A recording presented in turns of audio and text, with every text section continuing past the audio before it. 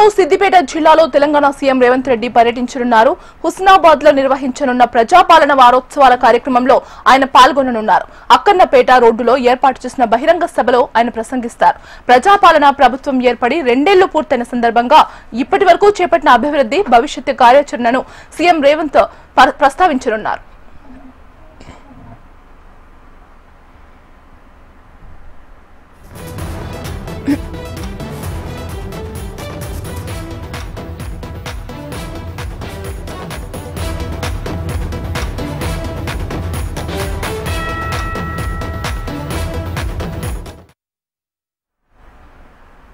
కాసేపట్లో సిద్దిపేట జిల్లాలో తెలంగాణ సీఎం రేవంత్ రెడ్డి పర్యటించనున్నారు. హుస్నాబాద్ లో నిర్వహించనున్న ప్రజాపాలన వారోత్సవాల కార్యక్రమంలో ఆయన పాల్గొననున్నారు.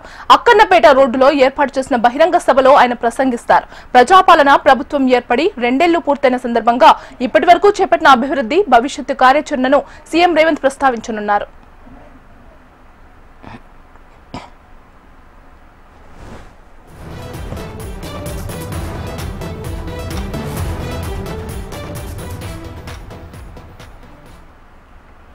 కాసేపట్లో సిద్దిపేట జిల్లాలో తెలంగాణ సీఎం రేవంత్ రెడ్డి పర్యటించనున్నారు. హుస్నాబాద్ లో నిర్వహించనున్న ప్రజాపాలన వారోత్సవాల కార్యక్రమంలో ఆయన పాల్గొననున్నారు. ఇక ఇదే అంశానికి సంబంధించి మరింత సమాచారం అందించడానికి మా కరెస్పాండెంట్ గోపాలకృష్ణ ఫోన్ లో సిద్ధంగా ఉన్నారు.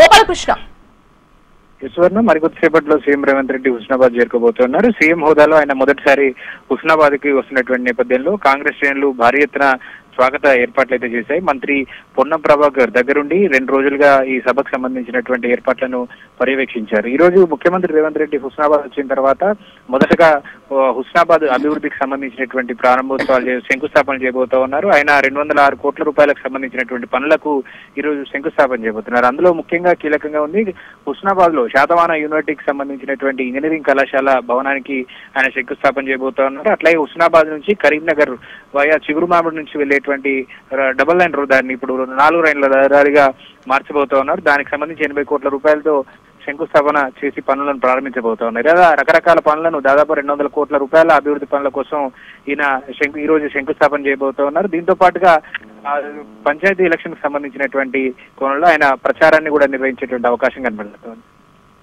Right Gopalakrishna, thank you.